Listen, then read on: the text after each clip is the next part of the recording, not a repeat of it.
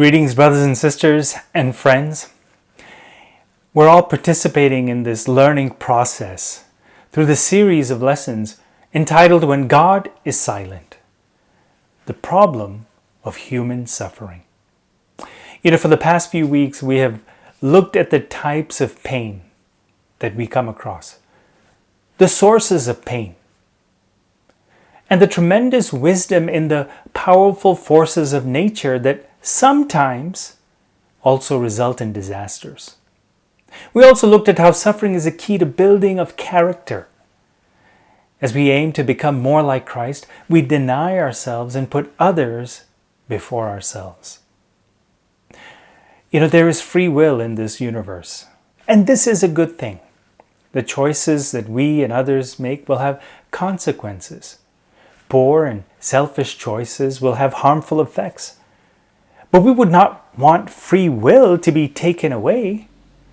But we must strive to make wise choices and respect ours and others' free will. Even as we've learned these truths, have all these points and learnings put all of our hearts at rest? Are we totally reassured that what is happening is good and God is in control and will eventually everything will be well? And that we will have a happy ending? I don't think so. And I have a pretty good idea that we all still have some why questions. And so you don't have to feel bad about it. You are not alone. What I hope to express through this lesson today is that life on earth is given to you, and that even as a disciple of Jesus, you must learn to accept the world as it is and learn to live in the real world with a sense of reality. We do not need to pretend that all problems will be solved. We don't need to act as if we are not concerned. It is also not necessary to think that life is always full of simple answers. We may not get a full explanation soon. But that's the reality, and we must learn to live with it. And then also, in order to do that, firstly, we need to understand our God. And how do we go about that? Well, our first point today is accepting the truth about God. For any relationship to be genuinely great, the people involved should know truly who the other person is. Especially in a marriage relationship.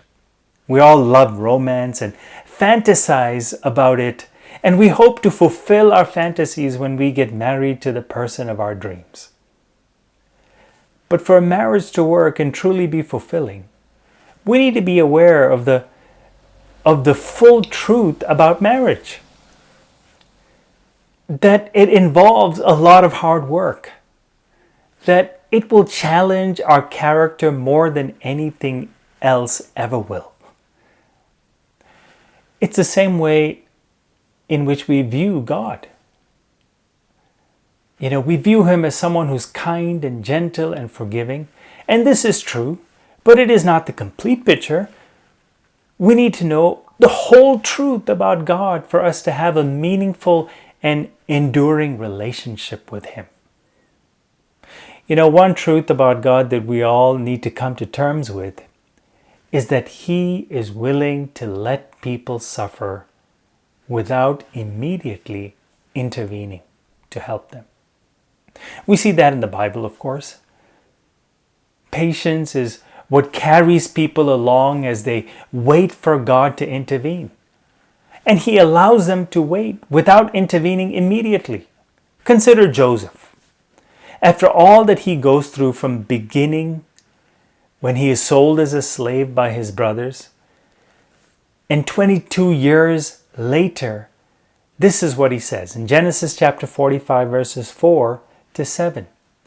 Then Joseph said to his brothers, "Come close to me."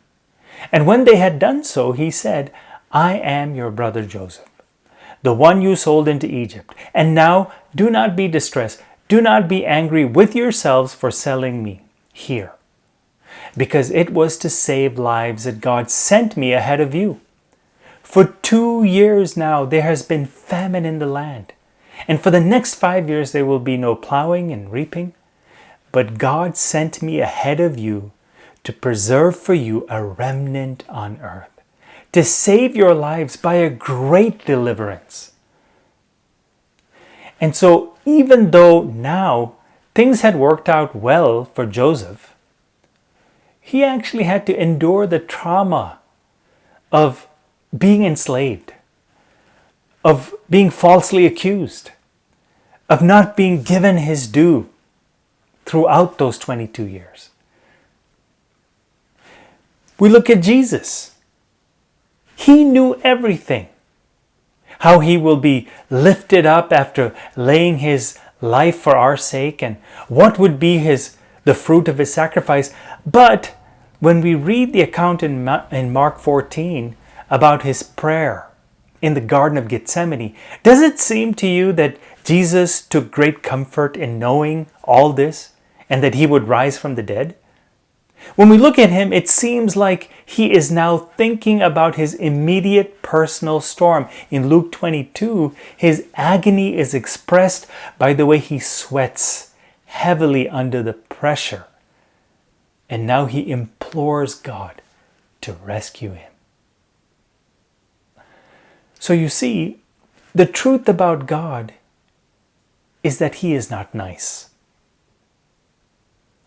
Sometimes as Christians, we are obsessed with thinking, believing, and showing to others that God is nice and that he wants people to be nice. Christians are nice people and we need to have a nice church, etc. But you know, there's nothing in the Bible about God being nice. He is good, definitely, without a doubt, but nice? God is described as merciful, loving, patient, and many other words. But nice is not one of them. And that's one point I want us to be clear about as we move towards getting to know better.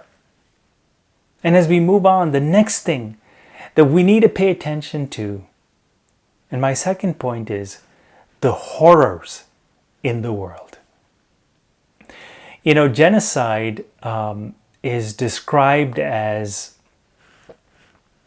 a tendency to eradicate and eliminate massive groups of people and certain ethnic groups by putting them to death.